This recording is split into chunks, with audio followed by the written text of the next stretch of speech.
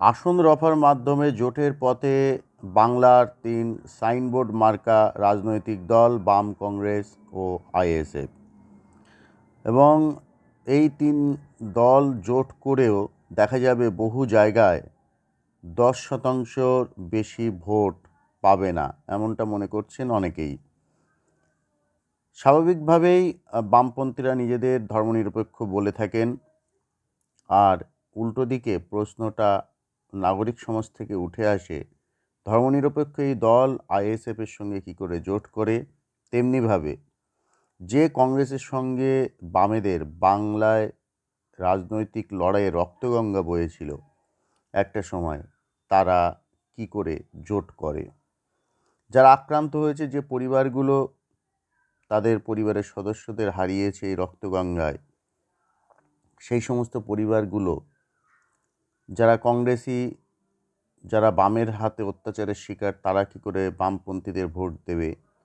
তেমনিভাবে যে বামপন্থীরা কংগ্রেসি আক্রমণে তারা তাদের পরিবারের সদস্যদের হারিয়েছেন, তারা কি করে জোটে যাবে, ভোট দেবে। 18তম লোকসভা নির্বাচনে বাংলায় বাম, কংগ্রেস এই দুটো রাজনৈতিক দল আরও ক্ষয়িষ্ণু হবে, এমনটা অনেকেই মনে করছেন। তেমনিভাবে নতুন দল আইএসএফ তাদের সঙ্গে যোগ দিয়েছে। এখনও পর্যন্ত যেটা দেখা যাচ্ছে যে এই ৩ দল বাংলায় গত বিধানসভা, পঞ্চায়েত তারা কিন্তু জোট করেছে, এবার লোকসভাতে জোট করতে চলেছে। এবং যেটা জানা গেছে, প্রাথমিক জট ছাড়ানোও গিয়েছে অনেকটাই। বাকি পথ ঠিকমতো পেরোতে পারলে এবার লোকসভা ভোটে রাজ্যে সার্বিক আসনে সমঝোতা করেই লড়াই করতে চলেছে এই ৩ দল। তো কয়েকদিনের মধ্যে আসন রফার অঙ্কও চূড়ান্ত হয়ে যাবে। প্রার্থী তালিকা অবশ্য আলাদা করেই ঘোষণা করবে ৩ পক্ষ, ৩টে দল।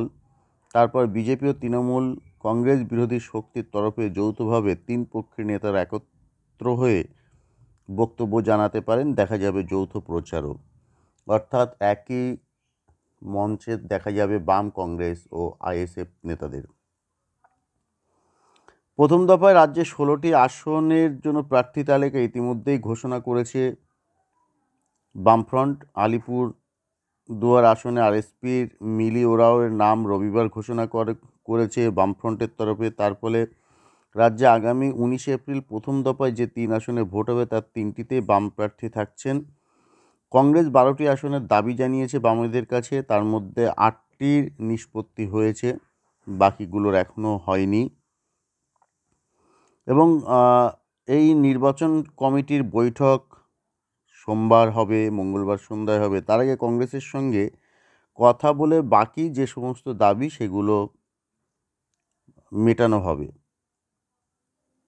দিন ঘোষণার পরও, নির্বাচনের দিন ঘোষণার পরও যে দল বা যারা 3 দলই এখনো পর্যন্ত আসন বন্টনে এক হতে পারেনি, মেনে নিতে পারেনি 3 জনের 3 দলের 3 দাবি, তারা ভোটের পরে কি কতটা একসঙ্গে থাকতে পারবে এত বিরোধ নিয়ে, সেই প্রশ্নটাই উঠেছে ভোট শুরু হওয়ার আগেই।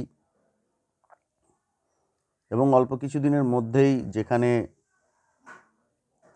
নমিনেশন জমা দিতে হবে, তার আগে প্রচার, সব মিলিয়ে বাম, কংগ্রেস ও আইএসএফ তারা কিন্তু সাইনবোর্ড ছিল, এবং আগামীতে দেখা যাবে লোকসভা নির্বাচনে যে আরও বড় ধরনের সাইনবোর্ড হতে চলেছে। অনেকেই বলছেন এই বাম কংগ্রেস মানুষের কিছু হলেও হতে পারে, এই যে একটা কাল্পনিক আশা, সেই কাল্পনিক আশা ভাবনার জন্ম নেবে বা জন্ম নেয়, এরকম মানসিকতার বা এরকম সময়ের এটাই শেষ, এই নির্বাচনই শেষ তাদের জন্য। এই ধরনের ভাবনা যে কিছু হলেও হতে পারে, কোথাও জিতলেও জিততে পারে, এরকম ভাবনা সময়ের জন্ম নেওয়ার শেষ ভোট 2024 সালে লোকসভা নির্বাচন। কারণ এরপর এই দুটো দল এত বেশি ক্ষয়িষ্ণু হবে যে আর কেউ এরকমটি ভাববে না।